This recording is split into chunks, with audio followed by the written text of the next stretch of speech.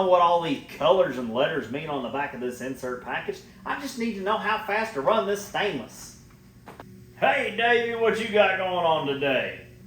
Hey Dave, man, I'm just trying to figure out how fast to run this stainless job. But why didn't you just look at the chart? I did, but I don't know what this colored alphabet soup on the back of this package really means. It's just a representation of the ISO material groups. Yeah, I know, I'm in search of material groups. No, Davey, it's not in search of. It's like the International Standards Organization. I know what you mean, Dave. You mean like from high school chemistry, the periodic table, right? Well, that's not bad, Davey, but it's kind of like that, but it's not that table. Oh, I get it, Dave. You mean a different kind of table. Like this kind of table right here?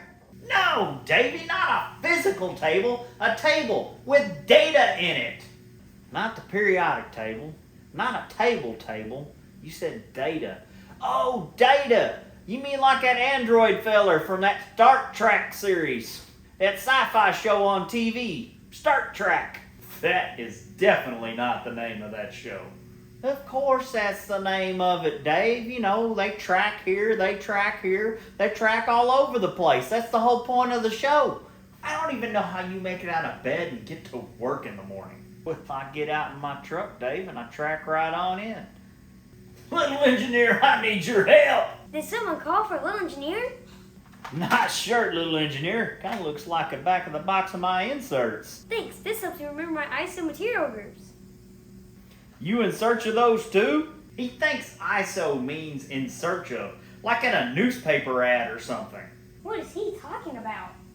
Newspapers? No one uses newspapers anymore, Dave. What are you, crazy? Everybody puts ads on social media now. I'm not crazy, you're crazy.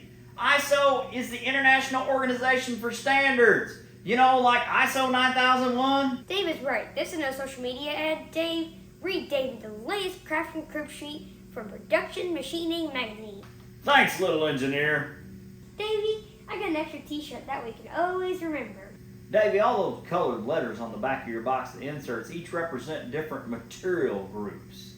And ISO, the International Organization of Standards, is who decides what those material groups are. And the reason why they're grouped together is because different material groups have similar geometries for the tool, the chip breaker, the rake angles. All that's going to be similar. You might have different feeds and speeds, but for instance, P, which is steel, they're all going to have very similar insert types. Whether you're cutting 12L14, which is free cutting steel, which you're going to go at a much higher speed and a much faster feed rate, but cutting 4140, you're going to slow it down. The insert geometry and everything is going to be relatively similar.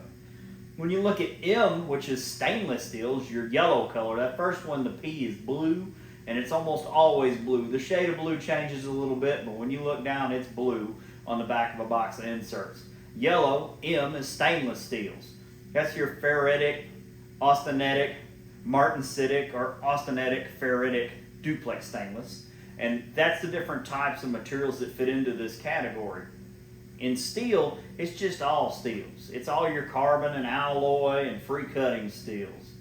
And then we move down to that K, that red letter K, that's your cast iron. We're talking about gray iron, ductile iron, malleable cast iron, and other types of cast iron.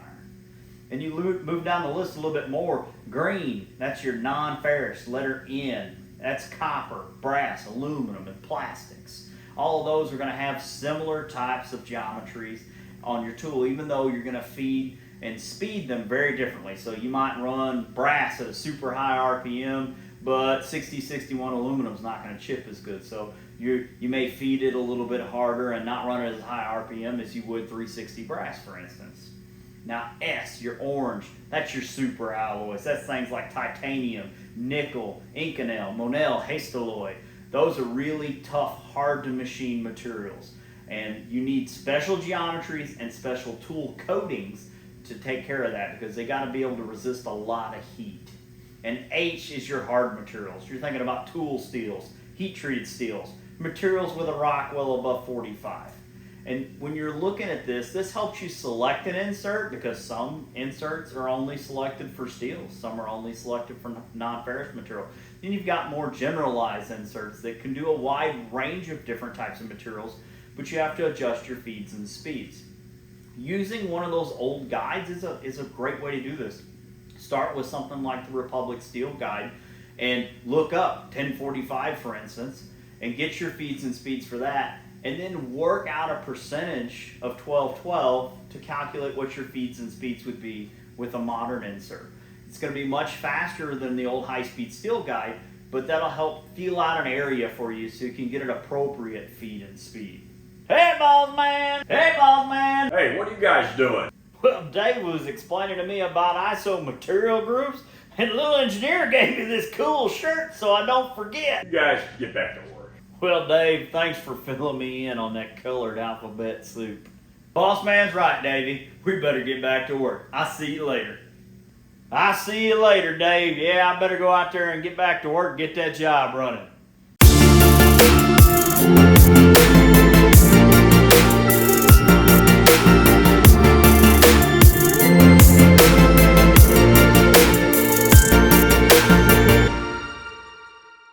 Little engineer, I had a great idea.